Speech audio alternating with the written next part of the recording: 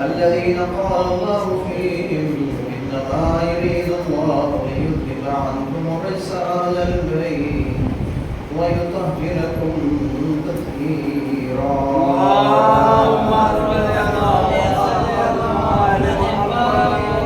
ولعنة الدائمة الباقية على أعدائهم أجمعين من الآن إلى قيام يوم الدين. أما بعد فقد قال الله الحكيم في كتابه المبين وهو أصدق الصادقين وقوله الحق. بسم الله الرحمن الرحيم.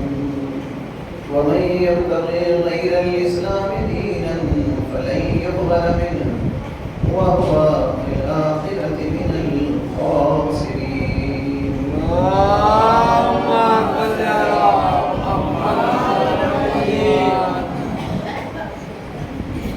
تمام مریضوں کی شفا اور خاص طور سے جو متقی صلی اللہ علیہ وسلم کی شفا کے لیے گزارش ہے کہ ایک مرتبہ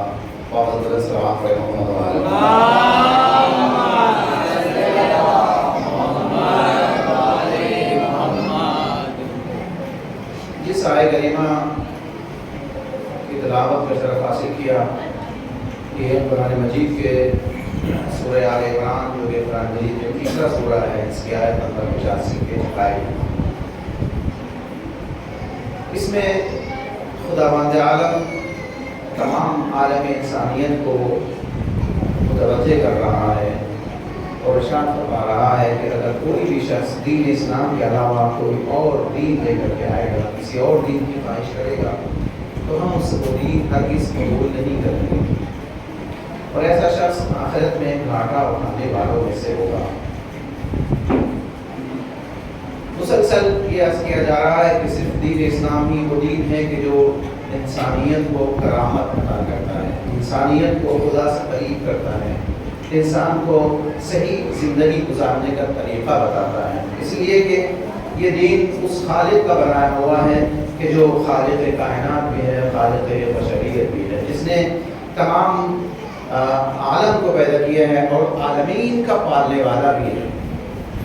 ظاہر ہے اسی کو قانون بنانے کا حق بھی ہے، لہٰذا اس نے اعلان کیا کہ صرف دین اسلام کے اندر وہ کشش پائی جاتی ہے، وہ وسعت پائی جاتی ہے کہ جو انسان کو انسان بنا سکے. لیکن جو ظالم طاقتیں ہیں، جو نظام ظلم و جور ہے، اس نے ہمیشہ اسلام کی مخالفت کی. کیوں؟ اس لیے کہ ان کو یہ لگ رہا تھا کہ اگر لوگ اسلام کو قبول کر لیں گے تو پھر ہماری بادشاہت ختم ہو جائے گی، ہماری چودراہٹ ختم ہو جائے گی، جو ہمارا غلبہ ہے انسانوں کے اوپر وہ ختم ہو جائے گا، لوگ ہمارے ظلم کو برداشت نہیں کریں گے، ظلم کے خلاف کھڑے ہوں گے. لہٰذا انہوں نے دین اسلام کی مخالفت کرنا شروع کی، مختلف طریقوں سے دین اسلام کو بدنام کرنا شروع کیا. اور یہ سلسلہ اب تک چلا رہا ہے. اور ہم نے عرض کیا تھا کہ آج جو مختلف اعتراضات دین اسلام کے اوپر کیے جاتے ہیں، ان میں ایک اعتراض یہ ہے کہ دین اسلام جہاد کو بڑھاوا دیتا ہے، اور جہاد کے معنی قتل و غارت گری کے ہیں. کل ہم نے وضاحت کی تھی کہ جہاد کے معنی قتل و غارت گری نہیں ہے، جہاد کے معنی ظلم و بربریت نہیں ہے.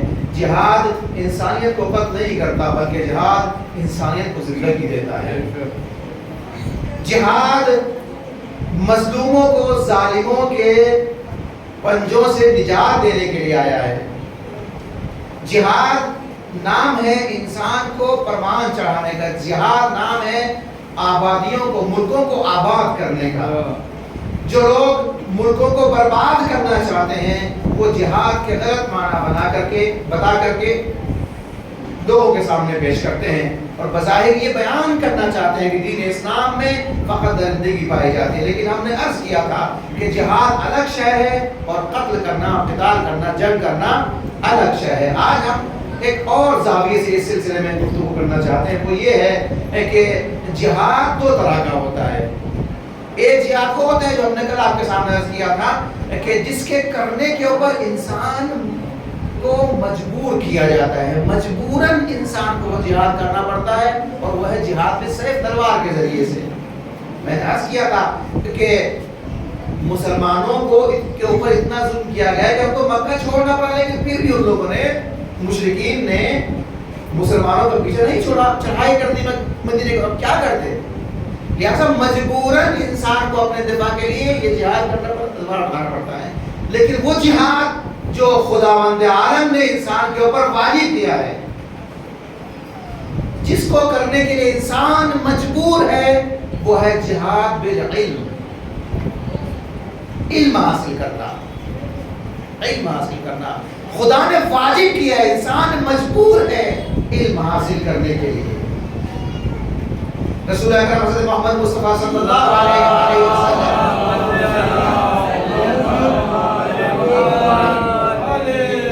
نے ارشاد فرمایا کہ طلب العلم فریضۃ علی کل مسلم و مسلمۃ. علم حاصل کرنا ہر مسلمان مرد اور ہر مسلمان خاتون کے اوپر واجب ہے.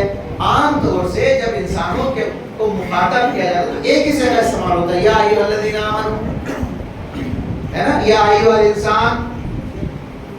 لیکن یہاں پر مسلم اور مسلمہ الگ الگ استعمال کیا رسول نے.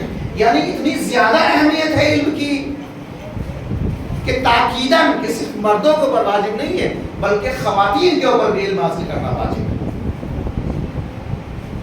یہ وہ جہاد ہے جو ہر انسان کے اوپر واجب ہے. عزیزو، اگر ہم کو قرآن کو سمجھنا ہے، اگر ہم کو اہل بیت کی فضیلت کو سمجھنا ہے تو علم حاصل کرنا ہوگا. ہم ہمیشہ بچپن سے یہ سنتے آئے ہیں کہ مولا علی علیہ السلام نے ارشاد فرمایا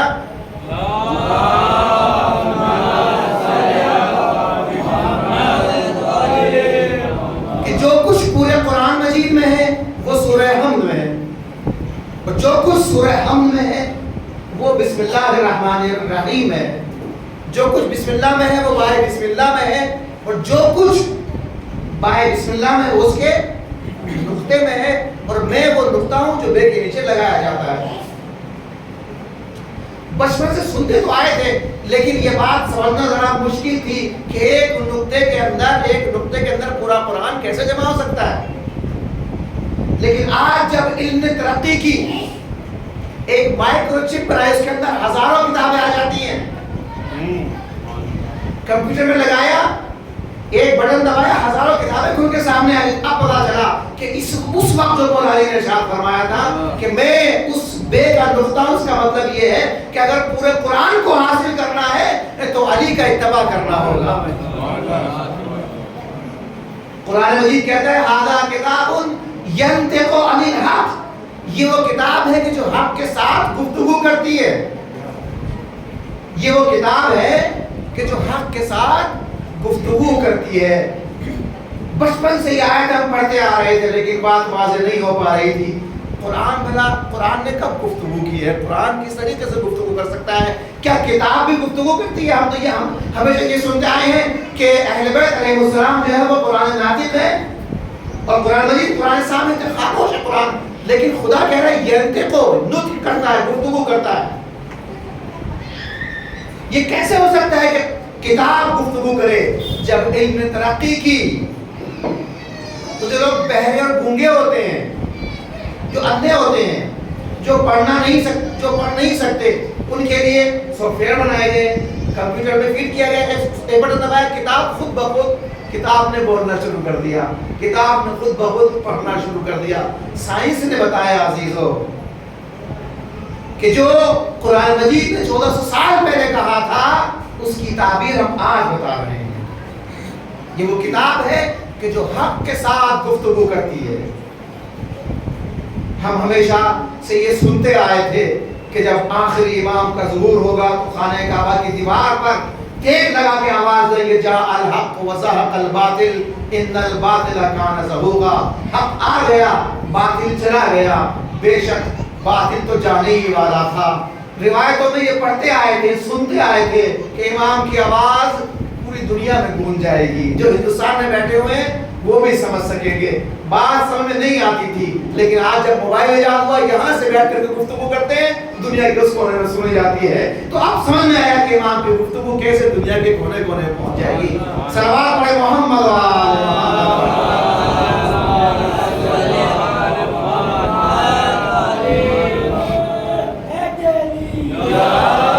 لیکن ہاں عزیزو ایک فرق ہے، سائنس الگ شے ہے اور معجزہ الگ شے ہے. امام جو اپنی آواز پہنچائیں گے وہ سائنس کے ذریعے نہیں پہنچائیں گے بلکہ اعجاز کے ذریعے سے پہنچائیں گے، معجزے کے ذریعے سے پہنچائیں گے. آپ کہیں گے آخر فرق کیا ہے؟ چاہے کسی طریقے سے پہنچے، آواز پہنچنی چاہیے. میں کہوں گا جب ہم موبائل میں گفتگو کرتے ہیں، اردو میں گفتگو کرتے ہیں، جب چین پہنچتی ہے آواز تو وہ چینی میں چینج نہیں ہوتی. آواز یورپ پہنچتی ہے انگلش میں چینج نہیں ہوتی. کسی ملک میں پہنچتی ہے اس زبان میں چینج نہیں ہوتی. لیکن امام عربی میں وہاں پر کہیں گے جاء الحق وزہق الباطل. ہندوستان والا ہندی میں سنے گا، چین والا چائنیز میں سنے گا، جاپان والا جاپانیز میں سنے گا. صلوات پڑھے محمد و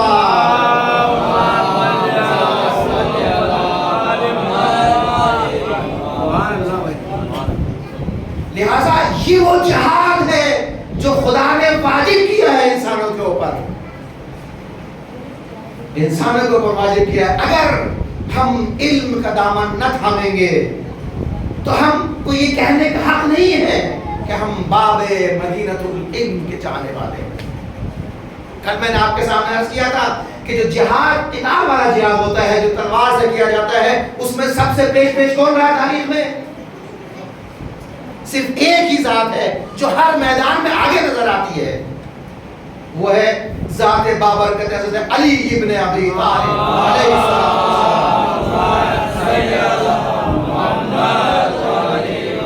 وہ جہاد بھی سیف تھا، تلوار کا جہاد تھا. لیکن جب ہم جہاد علم کی منزلوں میں دیکھیں گے تو وہاں پر بھی صرف ایک ہی شخصیت نظر آتی ہے جس کے بارے میں رسول اکرم فرماتے ہیں کہ انا مدینۃ العلم وعلی بابها. اگر جہاد علم کرنا ہے، علم حاصل کرنا ہے تو تم کو علی کے دروازے پر آنا ہوگا. اگر تم کو جہاد بھی سیر دیکھنا ہے تو وہاں بھی علی کو دیکھ لو، جہاد بھی علم دیکھنا ہے تو یہاں بھی علی کو دیکھ لو. صلوات پڑھے محمد.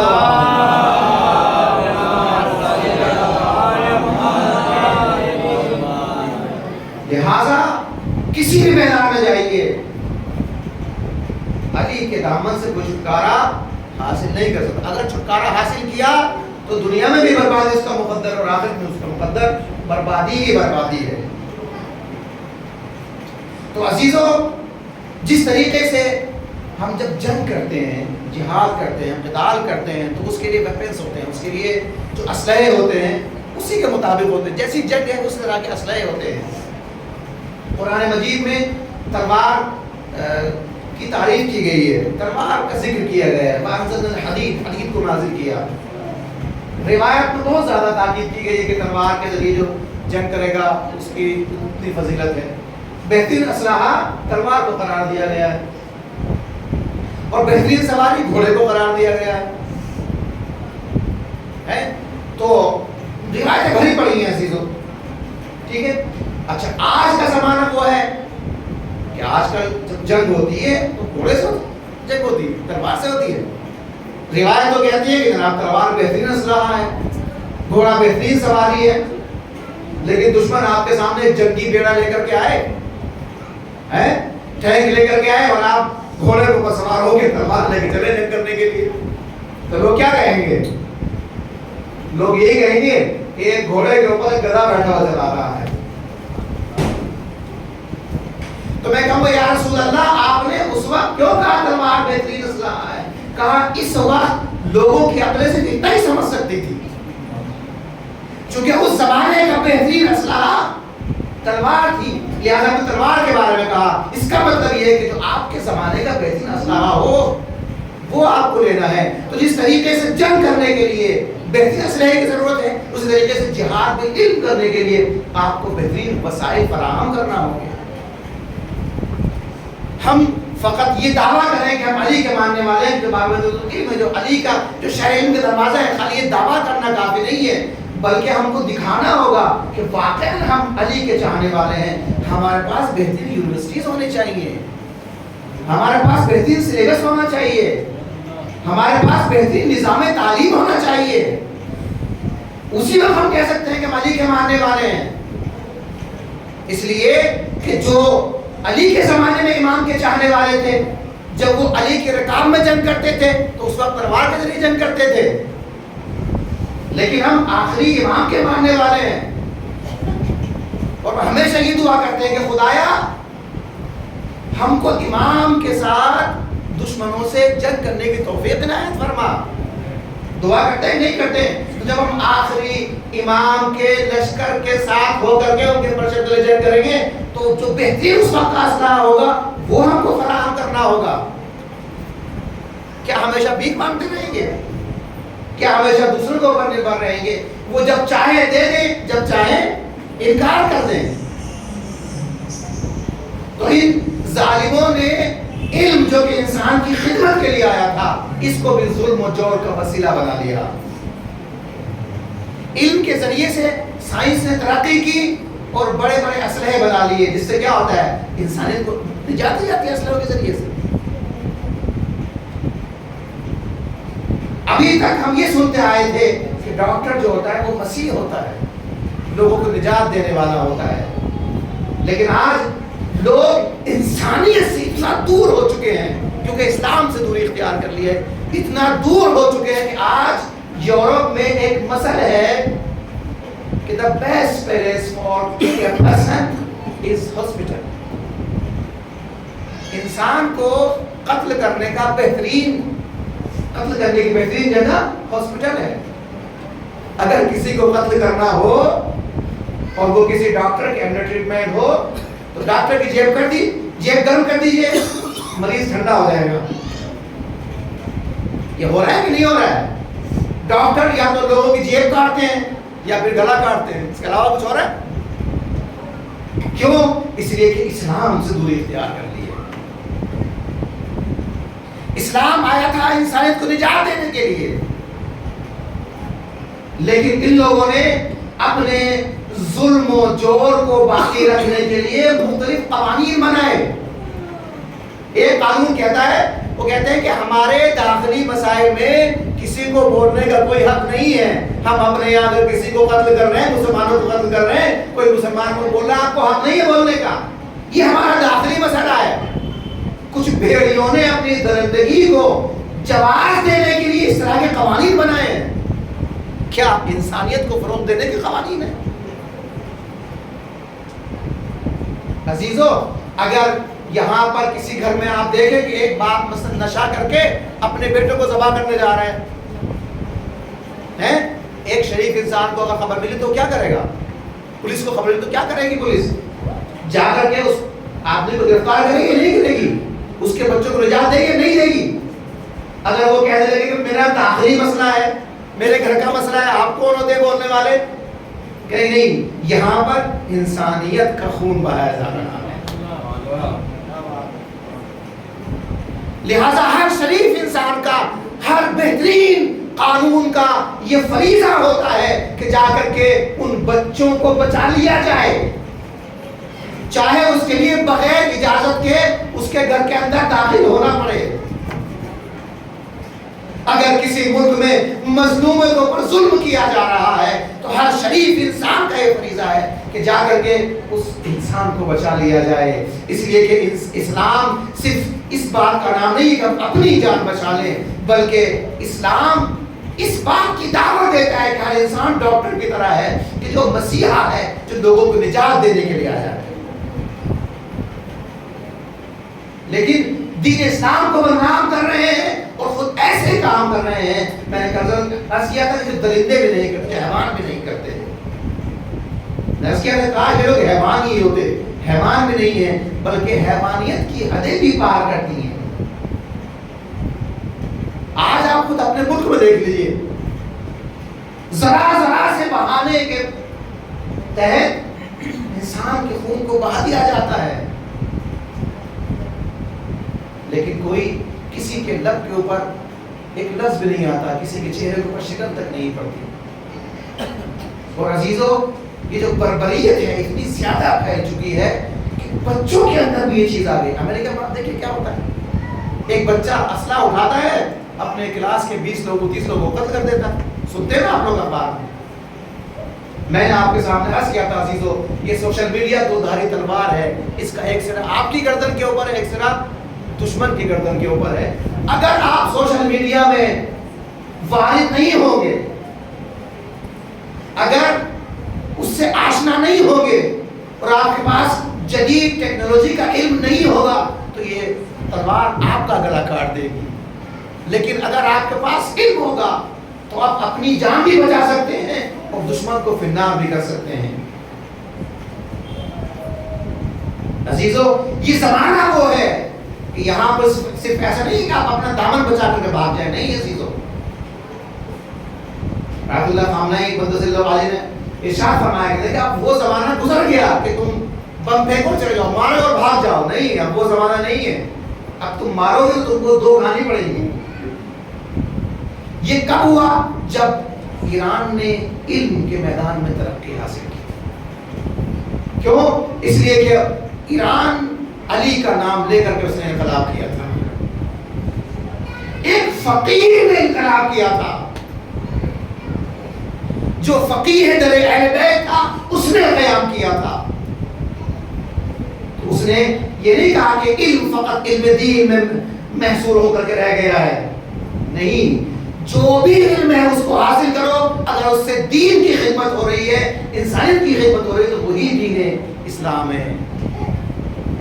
ایسا نہیں ہے کہ صرف دین فقط یہ ہے کہ ہم فقہ اصول پڑھ لیں، لوگوں کو مسائل بیان کریں، اسی کو عالم دین کہیں گے، نہیں۔ ایک بچہ اگر ڈاکٹری پڑھ رہا ہے، انجینئرنگ پڑھ رہا ہے، وہ بھی علم دین ہے اگر اس سے دین کی خدمت ہو رہی ہے۔ میتھ پڑھ رہا ہے بچہ، کسی بھی علم میں ترقی کر رہا ہے، وہیں پر اسلام کی خدمت ہو۔ کیوں؟ اس لیے کہ انسانیت کی خدمت ہو رہی ہے۔ اور عزیزو، یہ جو استعمار ہے، ان لوگوں کی شروع سے ہی یہ پالیسی ہے کہ دوسری قوموں کو جاہل رکھا جائے اور ان کو علم کے پاس بھٹکنے بھی نہ دیا جائے۔ میں نے اپنے پاس دوستوں سے اس بات کو بیان کیا تھا، وہ یہ کہ انگریزوں نے قانون بنایا تھا، اور ابھی بھی ہمارے ملک میں وہ قانون ہے، وہ یہ ہے کہ ہمارے یہاں پاسنگ مارکس کتنے ہیں؟ 34 35۔ پوری دنیا کا آپ اٹھا کے دیکھیں نظام تعلیم کتنے ہیں وہاں پاسنگ مارکس؟ 50 سے کہیں بھی کم نہیں ہے۔ ایران میں 60 ہے۔ 60% اگر کوئی مارکس لائے گا اس وقت بچہ پاس ہوگا۔ لیکن انگریزوں نے جس وقت یہ قانون بنایا ہندوستانیوں کے لیے کہ جو 33 34 35 جو مارکس لے کے آئے گا وہ پاس ہو جائے گا. اس وقت بھی ان کے اپنے بچوں کے لیے قانون یہ تھا کہ آپ کو 50% مارکس لانے ہیں. آپ تاریخ پڑھ کے دیکھ لیجئے, زیادہ دور کی بات نہیں ہے. کیوں آخر؟ تاکہ ہندوستانی جاہل رہ جائیں. ظالموں کا کام یہ ہوتا ہے کہ وہ لوگوں کو جاہل نہ کے ان کے اوپر حکومت کریں. معاویہ نے یہی تو کہا تھا امام علی سے. جس وقت امام کا ایک چاہنے والا ایک کوفی گیا تھا شام میں, تو ایک شامی نے اس کے اونٹ کے اوپر قبضہ, اونٹ کو چھین لیا اس سے. واقعہ آپ لوگوں نے سنا ہے نا, اونٹ چھین لیا. معاملہ دربار تک پہنچا, قاضی نے بھی قضاوت کر دی. قاضی نے فیصلہ کر دیا کہ یہ اونٹنی شامی کی ہے. وہ کیا تھا؟ اونٹ تھا. تو قاضی کہتا کہ یہ اونٹنی اس شامی کی ہے. تو وہ کہتا بھائی پہلی بات تو یہ اونٹی نہیں ہے, اونٹ ہے. دوسری بات یہ کہ تم نے کچھ گواہ بھی نہیں مانگے, تم نے ایسے ہی فیصلہ کر دیا. معاویہ کہتا ہے یہ اونٹ بھی تمہارا اور اتنے پیسے بھی لے لو تم کو پریشانی میں, لیکن یہ بات علی کو بتا دینا جا کر کے کہ میرے پاس ہزاروں کا لشکر ایسا ہے کہ جن کو اونٹ اور اونٹنی میں تمیز نہیں. اتنے جاہل ہیں یہ لوگ. کیوں؟ اس لیے کہ مجھے ان کے اوپر حکومت کرنی ہے, مجھے ان کو علی سے کرانا ہے. اور اگر کسی کے پاس علم ہوگا تو وہ باب مدینۃ العلم کے مقابلے میں کیسے آ سکتا ہے؟ علم سے کیسے لڑ سکتا ہے؟ تو عزیزو, آج اگر ہماری قوم جاہل رہ جائے گی تو ہو سکتا ہے کہ دشمن ہم کو خود ہمارے امام کے مقابلے میں لا کر کے کھڑا کر دے. اس وقت ہم کیا کریں گے؟ کیا گارنٹی ہے؟ زبیر کا نام آپ نے سنا ہے نا, زبیر, طلحہ اور زبیر. زبیر کی حضرت علی علیہ السلام سے اتنی زیادہ, اتنی پکی دوستی تھی کہ ہمیشہ ساتھ ساتھ رہا کرتا تھا. رسول خدا نے کہا کہ تم علی سے بہت محبت کرتے ہو. اے رسول اللہ جی میں بہت محبت کرتا ہوں. ایک دن ایسا ہوگا کہ تم علی کے مقابل پہ کھڑے ہوگے. یا رسول یہ کیسے ہو سکتا ہے؟ یہ زمانہ آئے گا دیکھ لینا. اور یاد رکھو اس وقت تم باطل پر ہوگے اور علی حق پر ہوگا. وہ زمانہ آ گیا. ابن ملجم جو کہ امام علیہ السلام کا قاتل ہے, یمن کے بعض افراد آئے تھے امام سے ملاقات کرنے کے لیے. جس وقت رسول اکرم نے مولا کائنات کو یمن بھیجا نمائندہ بنا کر کے, تو وہاں سے لوگ آئے ملاقات کرنے کے لیے مولا علیہ السلام سے. ان میں سے 10 لوگوں کو چنا گیا کہ جو سب سے بہترین افراد ہیں, سب سے متقی پرہیزگار افراد ہیں, وہ جائیں سب کی طرف سے گفتگو کریں, استقبال کریں امام علی کا. ان میں سے بھی ایک نمائندہ چنا گیا جو سب سے زیادہ متقی پرہیزگار تھا. وہ کون تھا؟ عبد الرحمن ابن ملجم. اس وقت کا سب سے زیادہ پرہیزگار یمن کا ہے نا. آ گیا امام کا استقبال کرنے کے لیے.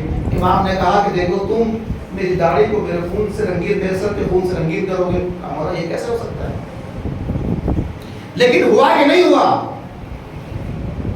جس وقت مولا کائنات نے خلیفہ اول کی بیعت سے انکار کیا تھا اور سقیفہ میں جب بیعت کی گئی تھی, کچھ گنے چنے لوگ تھے جو امام علی علیہ السلام کے ساتھ تھے, جنہوں نے امام علی کے گھر میں پناہ لی تھی. ان میں ایک زبیر بھی تھا. آپ لوگ نے واقعہ سنا ہے کہ نہیں سنا؟ زبیر بھی تھا ان میں. اور جس وقت خلیفہ دوم آیا ہے حملہ کرنے کے لیے بی بی زہرا کے گھر کے اوپر, تو سب سے پہلے زبیر تلوار نکال کے باہر آئے ہیں. یہی زبیر ہیں جو امام کے مقابل میں آ گئے ہیں. کیوں؟ اس لیے کہ علم سے بے بہرا تھے. ابن ملجم کیوں آمادہ ہو گئے امام کے قتل کے اوپر؟ اس لیے کہ علم نہیں تھا اس کے پاس. عزیزو, ہماری کیا گارنٹی ہے؟ ہم روزانہ کہتے ہیں اللہم عجل لولیک الفرج. کیا گارنٹی ہے؟ اگر ہم علم سے دور ہوں گے تو یہ ظالم بہت چالاک ہے. ظالم کا کام یہ ہے کہ آپس میں لڑائے اور حکومت کرے. کام یہی ہے نا. ان لوگ کا شعار بہت پہلے سے ہے. کیا ہے؟ پھوٹ ڈالو اور حکومت کرو. ڈیوائڈ اینڈ رول ہے نا. آپس میں اختلاف ڈالو, ان کے اندر حکومت کرو. اگر اتحاد ہو جائے گا ان کے اندر تو تو پھر ان کے اوپر قبضہ نہیں ہو سکتا. اور جہاں جہالت ہوگی وہاں پر اتحاد نہیں ہو سکتا، وہاں پر اختلاف ہوگا. اس لیے کہ علم ہمیشہ حقیقت کو حقیقت دکھاتا ہے، لیکن جہل ایک شے کی ہزاروں چیزیں ہمارے سامنے بنا کر کے پیش کرتا ہے. تو جب حقیقت سے ناواقف ہوں گے تو ایک ادھر جائے گا، ایک مشرق میں جائے گا، ایک مغرب میں جائے گا. اور جب لوگ مشرق اور مغرب میں جائیں گے تو صراط مستقیم سے بھٹک جائیں گے. اور علی کا راستہ کیا ہے؟ صراط مستقیم ہے. امام زمانے کا راستہ کیا ہے؟ صراط مستقیم ہے. اگر صراط مستقیم سے بھٹک گئے گویا ہم اپنے زمانے کے امام کے مقابل میں کھڑے ہو جائیں گے. ایک صلوات پڑھے محمد و آل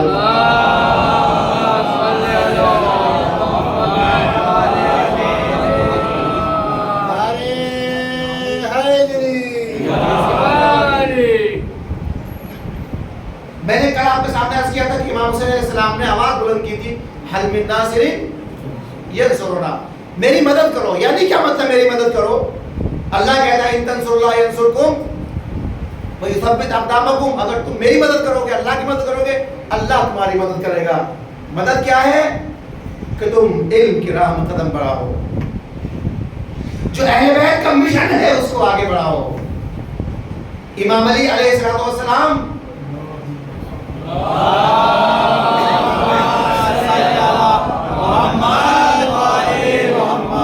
صحرا میں جا کر کے کنویں کے اندر منہ ڈال کے کہتے تھے کہ یہاں پر علم جمع ہے لیکن کوئی نہیں ہے جو مجھ سے لے لے. تو کیا امام علی کی وہ آواز آج بھی نہیں گونج رہی ہے؟ کیا آپ خدا نخواستہ معاذ اللہ امام علی کو مردہ مانتے ہیں؟ کیا آپ یہ مانتے ہیں کہ امام علی یہاں پر نہیں ہے نا؟ ہم تو یہ کہتے ہیں نا، ہم جب فضائل پڑھتے ہیں اور نعرے لگاتے ہیں تو اس وقت ہم کہتے ہیں کہ امام علی نے ایک جگہ ایک موقع ایک وقت میں 70 جگہ پر افطار کیا. تو کیا علم بانٹنے کے لیے علی 70 جگہ پر نہیں آ سکتے؟ تو وہ علی جس نے اس وقت کہا تھا کہ یہاں پر علم جمع ہوا ہے، کوئی نہیں ہے مجھ سے لینے والا، تو آج اگر ہم اٹھ کے کہیں گے یا علی آج ہم لینے کے لیے حاضر ہیں، تو کیا علی علم نہیں دیں گے ہم کو؟ عزیزو، عاشور کے جو اعمال ہیں، عصر عاشور کے پورے دن کے جو اعمال ہیں، اس میں ایک عمل یہ ہے عاشور کے عمل میں کہ اس دن سلام نہیں کرنا ہے کسی کو عاشور کے دن، بلکہ جب ملاقات کریں کسی سے کریں تو یہ کہے اعظم اللہ اجورنا بمصابنا بالحسین علیہ السلام. امام حسین کے اوپر جو اذیت ہوئی، مصیبت پڑی ہے، اس کا اجر دے خدا ہم کو. وجعلنا وإياكم من الطالبین بثار مع ولیہ المہدی من آل محمد علیہ السلام، اور ہم کو اور آپ کو امام کے ساتھ مل کر کے امام حسین کے خون کا بدلہ لینے والوں میں سے قرار دے. یہ عاشور کے اعمال میں سے ہیں، ٹھیک ہے، عاشور کے اعمال میں سے. یعنی وہی جو امام حسین علیہ السلام نے آواز دی تھی حل من ناصر ینصرنا، ہے کوئی میری مدد کرے. آج حسین ہے جو تم کو مدد کے لیے پکار رہا ہے، کل میری اولاد ہوگی جو تم کو مدد کے لیے پکارے گی. اور اگر تم کو اس وقت بھی نصرت کرنی ہے لیکن زمانہ حائل ہو گیا ہے تو تمہارے زمانے میں تمہارا امام موجود رہے گا، وہ تم کو پکارے گا آؤ میرے پاس، آؤ میرے پاس، آؤ میرے پاس.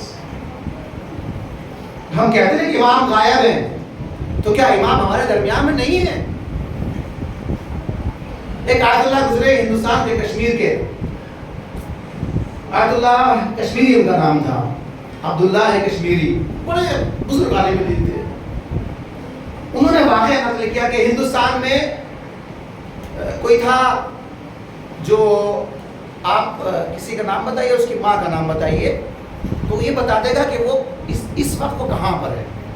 آیت اللہ ہے، آیت اللہ کشمیری بہت مشہور آیت اللہ عارف گزرے ہیں، ان کا بیان ہے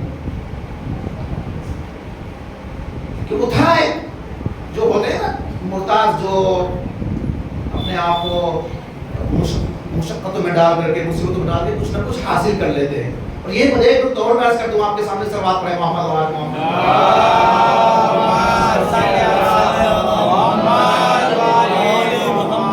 خداوند عالم نے انسان کے بدن کے اندر کچھ ایسی قوتیں رکھی ہیں کہ جو انسان ان کو اگر جگا لے تو وہ قدرتیں اس کو مل جائیں گی. مثلا آج ہندوستان میں ایک بہت بڑا نام ہے سائی بابا. سبھی لوگ جانتے ہیں.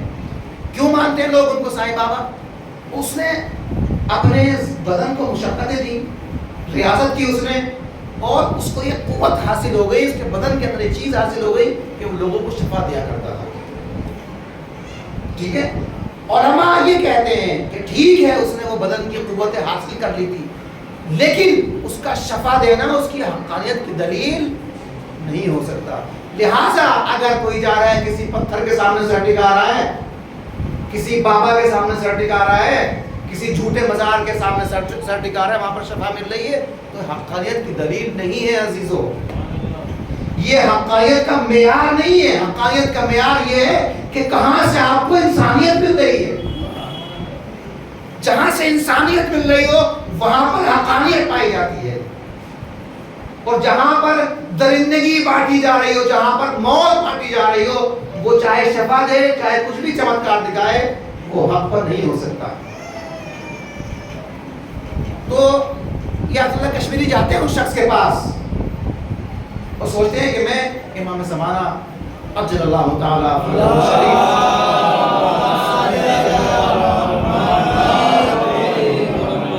کے بارے میں اس سے سوال کروں، اس سے پوچھوں. کہتے ہیں کہ مہدی ابن فاطمہ، ایک نام بتا رہا ہوں میں، باپ اس کا نام، شخص کا نام اور ماں کا نام، بتاؤ یہ شخص کہاں ہے؟ تو اس نے سوچا آپ کو کہنا یہ کوئی شخص نہیں ہے، اس لیے کہ امام کا نام مہدی نہیں ہے اور ماں کا نام بھی فاطمہ نہیں ہے. لیکن چونکہ کہتے ہیں نا جناب فاطمہ سلام علیہ ظاہر ہے تمام ائمہ کی ماں ہے، اس لحاظ سے انہوں نے نام لیا، پھر انہوں نے چینج کیا، کہتے ہیں محمد ابن نرجس خاتون. اور وہ حساب لگاتا ہے، آنکھیں بند کرتے تو چونک کر کے چند قدم پیچھے ہٹتا ہے اور کہتا ہے یہ کون ہے؟ تم نے کس کے بارے میں مجھ سے سوال کیا ہے؟ لیکن کیا ہوا کہ میں اس کو جہاں بھی دیکھا وہیں پر پایا. یہ کون شخص ہے جو ہر جگہ موجود ہے؟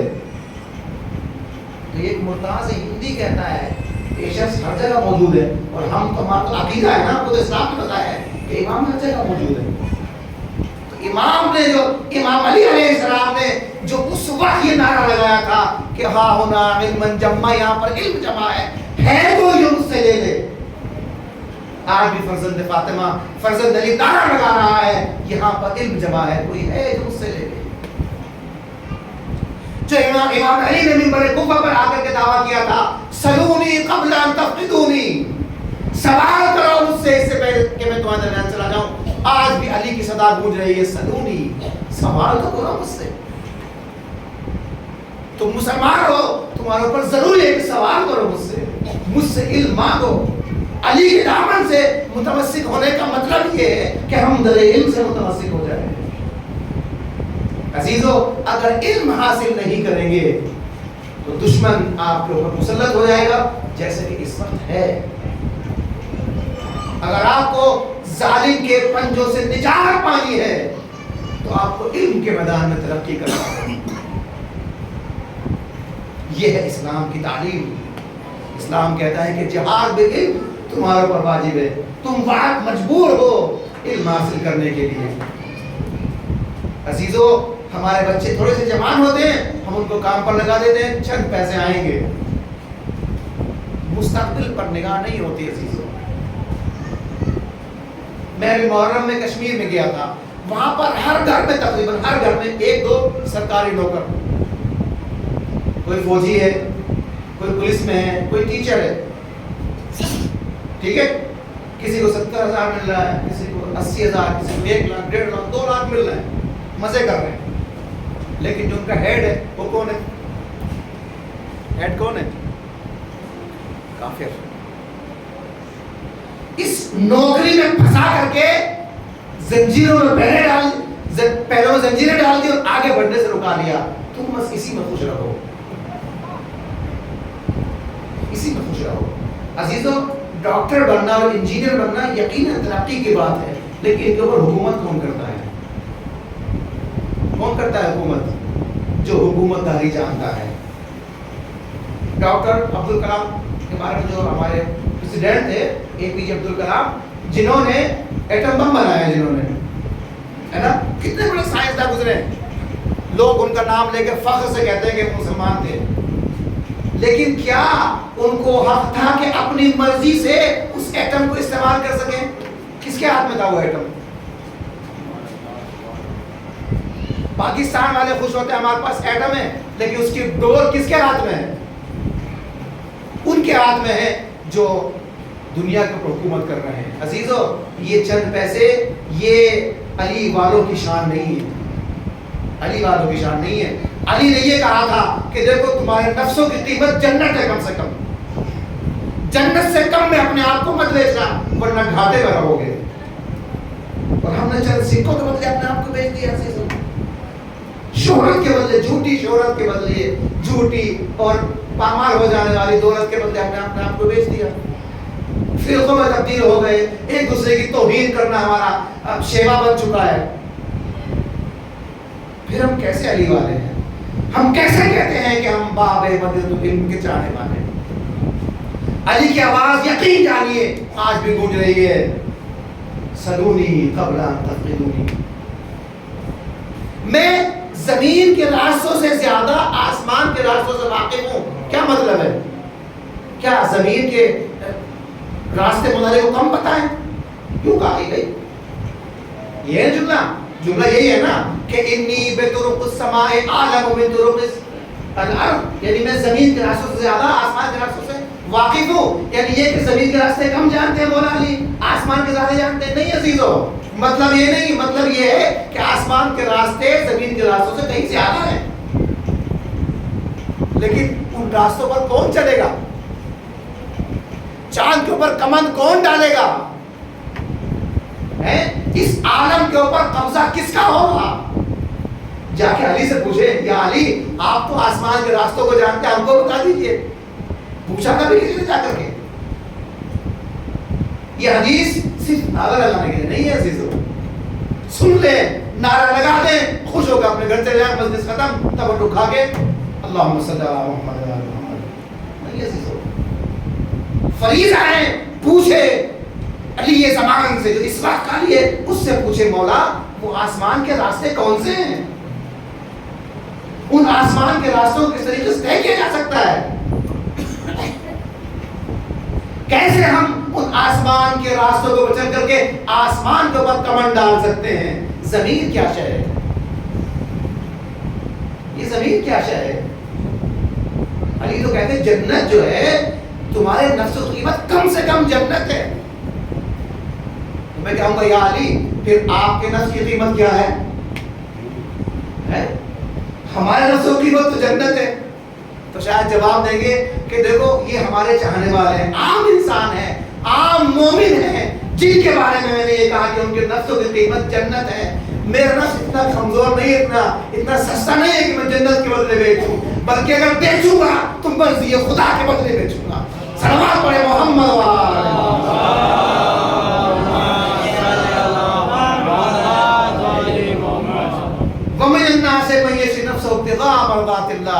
میں وہ ہوں کہ جو اپنے نفس کو جنت کے بدلے نہیں بیچوں گا, بلکہ میں تو یہ کہتا ہوں خدایا میں نے تیری عبادت جنت کے لالچ میں نہیں کی ہے, جہنم کے خوف سے نہیں کی ہے, بلکہ تجھ کو عبادت کے لائق پایا ہے تو تیری عبادت کی ہے. خدا کہتا تو صحیح, جنت تو تمہارے گھر کے غلاموں کی جاگیر قرار دے دوں گا, ہے نا. اس گھر کا دیوانہ, اس کو لوگ دیوانہ کہتے ہیں, وہ بھی جنت میں گھر گئے ہوا نظر آیا. تاریخ آپ کے سامنے ہے نا. بہلول مٹی کے گھر بنا رہے ہیں, بہلول جس کو دیوانہ کہتے ہیں نا, مٹی کے گھروندے بنا رہے ہیں. زبیدہ گزری وہاں سے, ہارون رشید کی بیوی, کہتے ہیں بہلول کیا کر رہے ہو؟ کہ جنت میں گھر بنا رہا ہوں. کہ اچھا بیچو گے؟ کہاں بیچوں گا. کتنے کی ہے؟ 100 دینار. 100 دینار نکالے اور دے دی. ہارون کہتا ہے کتنی بیوقوف ہو, تمہیں دیوانے کے چکر میں آ گئی. تو وہ کہتی ہے اس طریقے سے میں اس کی مدد کرنا چاہتی تھی, مدد کر دی میں نے. دیوانہ ہے, آپ کو ضرورت ہے, دے دیا میں نے. اب رات کو ہارون نے خواب میں دیکھا ایک عظیم الشان محل تیار ہو رہا ہے. یہ کس کا محل ہے؟ کہ یہ زبیدہ کا محل ہے. یہ کہاں سے ہے؟ کل خریدا ہے انہوں نے, کل خریدا ہے. اب صبح پریشان ہو کے اٹھے, پہنچے, دیکھا بہلول پھر گھر بنا رہے ہیں, گھروں بنا رہے ہیں. کہ بہلول کیا کر رہے ہو؟ جنت میں گھر بنا رہا ہوں. بیچو گے؟ ہاں بیچوں گا. کتنی قیمت ہے؟ تمہاری پوری حکومت بھی اگر تم دے دو تو یہ گھر تم کو نہیں ملے گا. کہ بہلول کل تو 100 دینار قیمت تھی, آج یہ اتنی مہنگی کیسے ہو گئی؟ کہ کل غیر کے اوپر ایمان رکھ کے خریدا گیا تھا. اگر غیر کے اوپر ایمان رکھ کے خریدو گے تو 100 دینار میں, لیکن اگر دے کر کے خریدو گے تو پوری مملکت بھی اس کی قیمت قرار نہیں پا سکتی. صلوات پڑھے محمد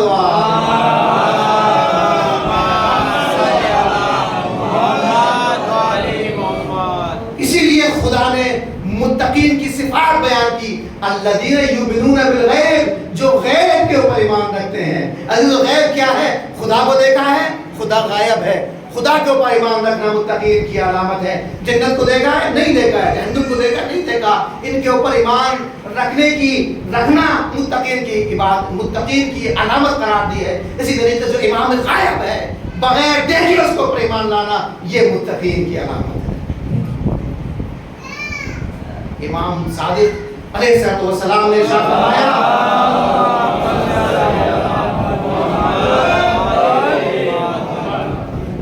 کہ جو آخری زمانے کے لوگ ہوں گے وہ انتظار کریں گے ہمارے آخری نمائندے کا, ہمارے آخری حجت کا, اور ان کا یہ انتظار عبادت قرار پائے گا. کہ مولا فقط انتظار کرنا عبادت قرار پائے گا, جہاں انتظار کرنا عبادت قرار پائے گا. لیکن ان کے اوپر بڑی ذمہ داریاں ہوں گی. کیا ذمہ داریاں ہوں گی؟ اپنے آپ کو آمادہ کرنا ہوگا اپنے زمانے کے امام کی مدد کرنے کے لیے. اور یہ کب ہوگا عزیزو؟ علم کے ذریعے. جہاد بالعلم. ہر علی والے کا فریضہ ہے کہ اپنے آپ کو وقف کر دے علم حاصل کرنے کے لیے. علم حاصل کرنے کے لیے اگر انسان بننا ہے, اگر مسلمان بننا ہے تو جہاد بالعلم کرنا ہوگا, جہاد بالقلم کرنا ہوگا. کل میں نے آپ کے سامنے عرض کیا تھا, شہداء کی اتنی عظمت ہے, اتنی عظمت ہے شہداء کی, کہ شہداء کے خون کا ایک قطرہ ان کے تمام گناہوں کو معاف کر دیتا ہے. لیکن رسول اکرم صلی اللہ علیہ وآلہ وسلم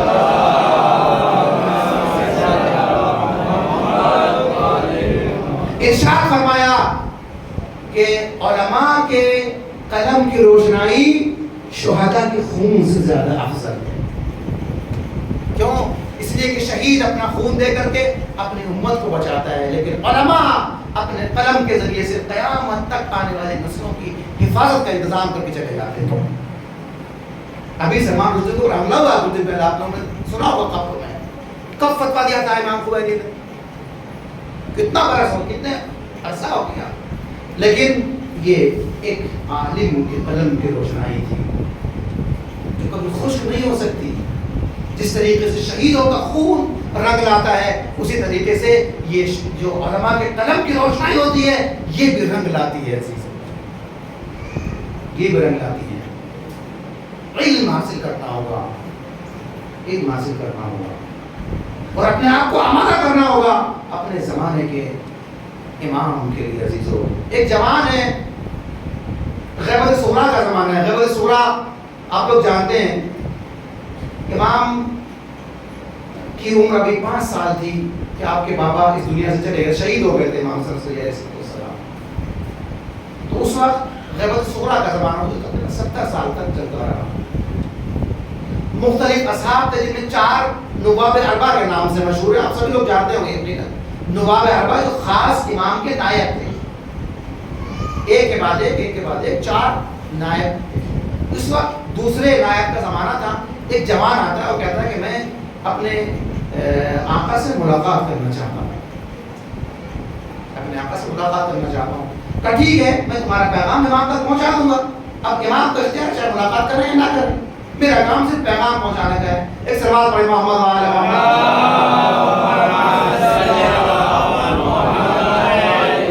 آخر تو نہیں ہوئی ہے, آپ تھکے تو نہیں ہیں؟ سلوات پہ جیتی جاتی ذرا محمد والا.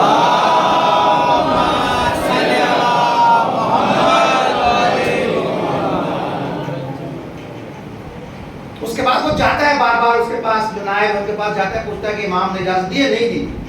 ایک مرتبہ جاتا ہے گھر میں تو دیکھا کہ جو نائب امام ہیں وہ 2 ظالم ہو کر کسی کے سامنے بیٹھے ہیں، ایسے بیٹھے ہیں جیسے کوئی غلام اپنے آقا کے سامنے بیٹھتا ہے، اس طرح بیٹھے. تو اس کو عجیب سے لگا، غصہ آیا کہ بھئی یہ نائب امام ہے، یہ کس کے سامنے ایسے بیٹھا ہوا ہے؟ جس کے سامنے وہ بیٹھا تھا ان کا چہرہ دروازے کے خلاف تھا اور نائب کا چہرہ دروازے کی طرف. جب تم نے دیکھا تو چہرہ نظر آیا نائب کا، جس کے سامنے بیٹھے ان کا چہرہ نظر نہیں آیا. تو داخل ہوا، سلام کیا اور کہتے ہیں کیا امام نے اجازت دی ملاقات؟ کہ ہاں تمہارے لیے خوشخبری ہے کہ امام نے ملاقات کی اجازت دی. کہ کہاں ہے؟ تو امام بیٹھے ہوئے ہیں. اللہ اکبر. اب جو مدہوش ہوا امام کی ملاقات میں، سب کچھ بھول گیا، کچھ پوچھنا تھا سب بھول گیا، سب بھول گیا. ملاقات تمام ہو گئی، جانے لگا. اچانک کیا تھا مجھے کچھ پوچھنا بھی تو تھا امام سے، لیکن کیا پوچھنا سب ذہن سے نکل گیا. عشق یہی ہوتا ہے نا، جب معشوق سامنے آتا ہے نا سب کچھ بھول جاتا ہے، سب کچھ بھول جاتا ہے. ایک سوال پڑھیں، ایک واقعہ بیان کروں آپ کے سامنے.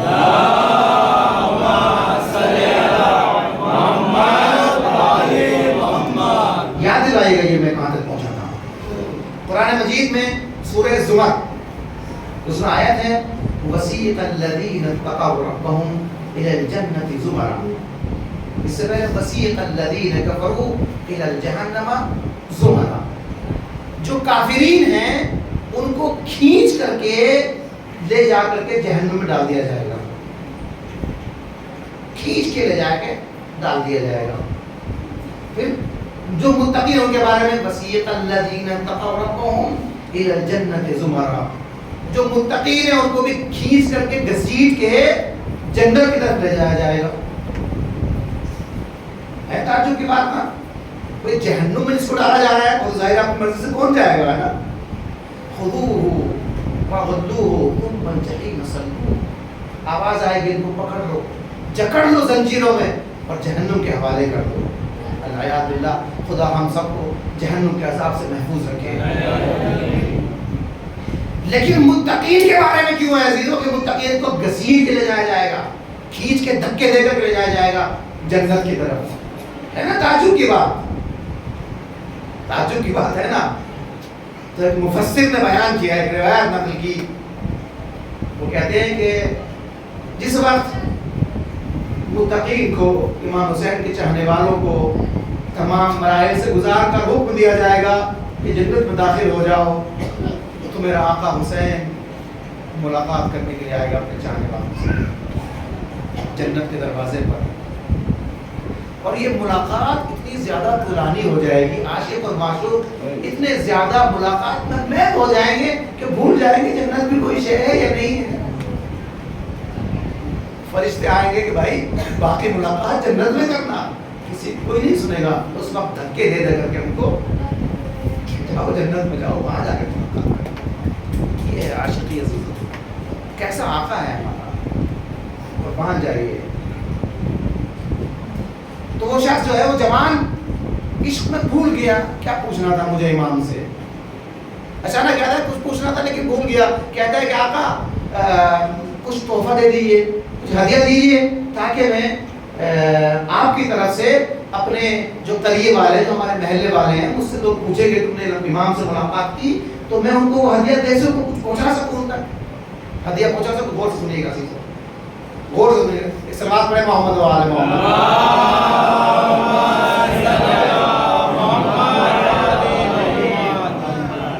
ابھی میں نے آپ کے سامنے عرض کیا کہ جہنم اتنی خطرناک شے ہے.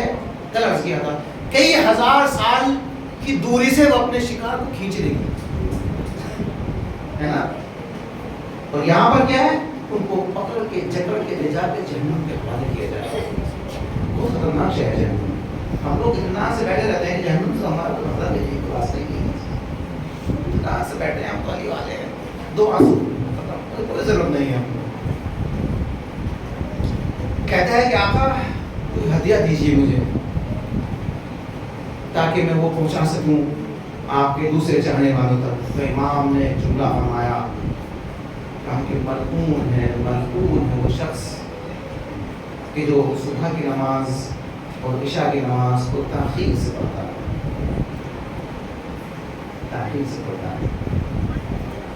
ہدیہ ہے امام کا. ہدیہ کیا ہوتا ہے؟ ہدیہ یہ ہوتا ہے جس سے انسان خوشحال ہو. اگر آپ کو کوئی جہنم کیا چلی جائے تو آپ خوشحال ہو گئے نہیں ہو. بظاہر تو لگتا ہے ہم کو کہ امام نے کہا ملعون، لیکن ملعون کی معنی کیا ہے؟ ان رحمت خدا سے دور ہے وہ شخص جو صبح کی نماز کو تاخیر سے پڑھتا ہے. صبح تارے نکل جاتے ہیں اس وقت پڑھتا ہے. عشاء کی نماز اتنی تاخیر کرتا ہے کہ آسمان پر تارے چھا جاتے ہیں. یہ مغرب کی نماز مختلف روایتیں ہیں.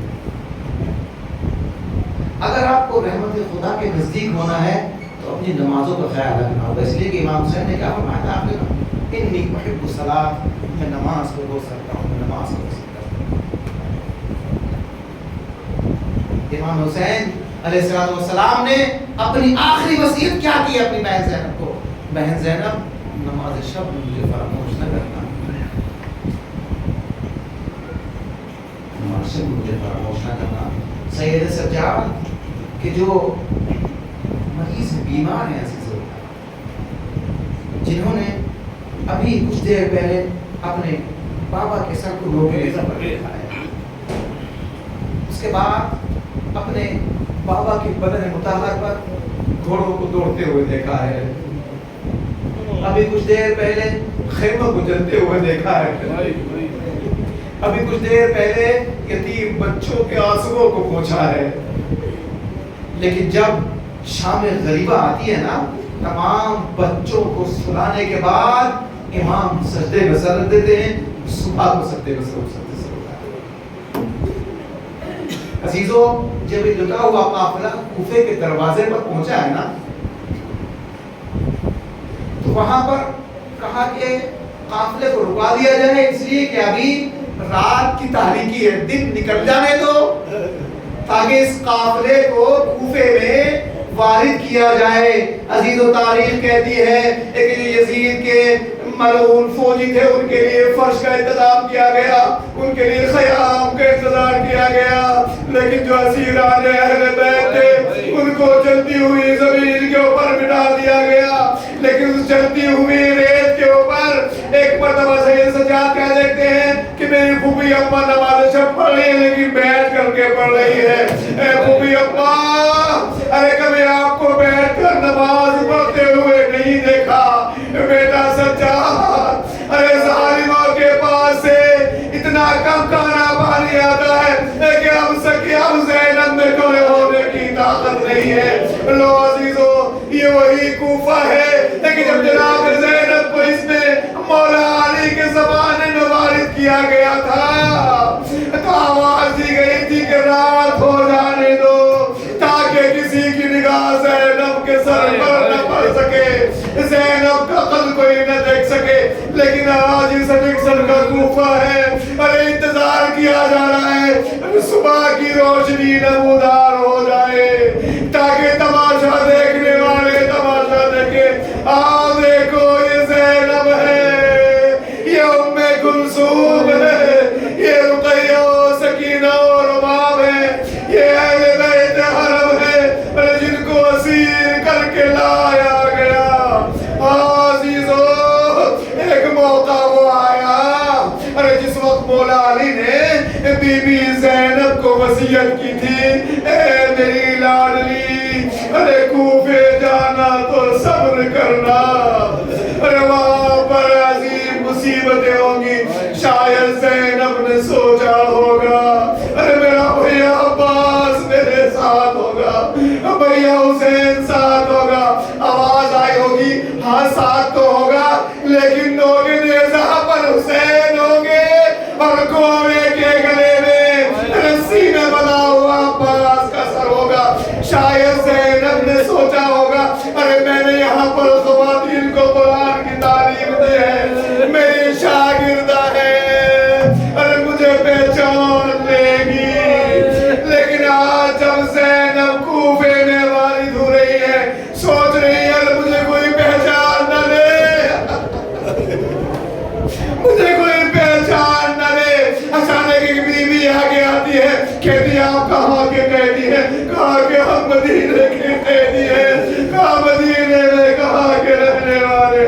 کہاں ہم بنی ہاشم کے قیدی ہیں. ارے وہاں بھی شہزادی زینب رہتی ہے. کہاں اگر اپنی زینب کو دیکھو گی تو پہچان لو گی. ہاں بی بی. ارے میں کیوں نہیں پہچانوں گی؟ میں نے شرف تلمذ کیا ہے. میں نے اپنی شہزادی سے قرآن سیکھا ہے. وہ ایک مرتبہ بالوں کو ہٹایا. اے ام حبیبہ، ارے تو نے کہاں پہچانا؟ دیکھ علی کی بیٹی زینب ہے. اتنی شہزادی ام کلثوم ہے جو بے مقلا و چادر ارے تماشا بینوں کے درمیان کوفے میں پھرائی جا رہی ہے. وہ دیکھو میرے بھیا حسین کا سر نو کے نیزے پر بلند ہے. اے شہزادی کوئی حکم ہو تو بتائیے. اے ام حبیبہ اگر ہو سکے تو کچھ چادریں لا کے دے دو تاکہ سروں کو ڈھک لے. ارے میں کہوں گا کاش ام حبیبہ چادر لے کے نہ آتی، لیکن ہاں چادر لے کے آئی. زینب نے چادر اوڑھی. ارے ہر باب مقاتل بیان کرتے ہیں ظالم شمر آیا. ارے نیزہ چبا چبا کر شہزادیوں کی چادروں کو چھیڑا. اے بابا علی مرتضیٰ، یہ وہی آپ کا کوفہ ہے کہ جہاں ہم کو شہزادی بنا کر گلایا.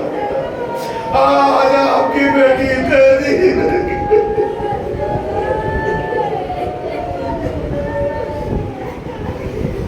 وسيعلم الذين ظلموا أي منقلب ينقلبون.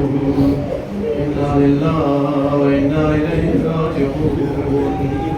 رضا بقضائه وتسليما لأمره إلهي بحق زهراء بها وبعلها وبنيها وسر المستودع فيها باسمك الأعظم الأعز الأجل الأكرم. يا الله يا الله يا الله يا الله يا الله يا الله يا الله يا الله يا الله يا الله. روایت میں ہے کہ جب بندہ 10 مرتبہ یا اللہ کہہ کر کے خدا کو پکارتا ہے تو خدا کہتے ہیں میرے بندے تو کیا چاہیے؟ خدا تجھے تیرے اسم اعظم کا واسطہ، تجھے محمد و آل محمد کا واسطہ ہم سے اس مختصر ذکر قبول فرما. خدا تجھے واسطہ محمد و آل محمد کا ان معصوموں کو رومال زہرا میں جگہ عنایت فرما. خدا تجھے واسطہ تیرے اسم اعظم کا ہم کو حقیقی عزادار بننے کی توفیق عنایت فرما. ہم کو حقیقی امام کا چاہنے والا بننے کی توفیق عنایت فرما. خدا ہم کو علم دین حاصل کرنے کی توفیق عنایت فرما. اپنے علم کے ذریعے انسانوں کو انسان بنانے کی توفیق عنایت فرما. خدا تجھے واسطہ محمد و آل محمد کا ہمارے مرحومین کے اوپر رحمت و مغفرت نازل فرما. ہمارے گناہ کبیر و صغیرہ کو بخش دے. آئندہ گناہ نہ کرنے کی توفیق کرامت فرما. جو بے اولاد ہیں ان کو صاحب اولاد بنا دے. جو صاحب اولاد ہیں ان کو اپنی اولاد کی نیک تربیت کی توفیق عنایت فرما. خدا پرچم اسلام کو سربلندی عنایت فرما. پرچم کفر و نفاق کو سرنگو فرما. خدا تجھے واسطہ محمد و آل محمد کا ہم تیری آخری حجت کے ظہور کے منتظر ہیں. خدایا منتقم خون حسین کے ظہور میں تاخیر فرما. رب کو توفیق دے کہ ان ظہور آپ کے پرچم کے دشمنوں سے جنگ کرتے ہوئے شہید ہونے کی توفیق حاصل کر سکے. گزارش ہے کہ ایک مرتبہ سورہ حمد اور 3 مرتبہ سورہ قل اللہ تلاوت فرما کر ہمت علی ابن اسفندیار، نازنین بنت ہمت علی، ترکناز بنت ممتاز علی، سکندر علی ابن قیوم علی، نازنین بنت ہمت علی، اختر علی ابن ولایت علی، نورنگی بنت ارشاد علی، فضل علی ابن غلام علی، عزت علی ابن ولایت علی، مشتاق عابدی ابن بکر عابدی ابن ابو عابدی، حیدر حسین ابن احمد حسین، عابد حسین ابن احمد حسین اور دیگر مرحومین کے ارواح کو کے ساتھ فرمائیں. اللہم صلی اللہ علیہ وسلم.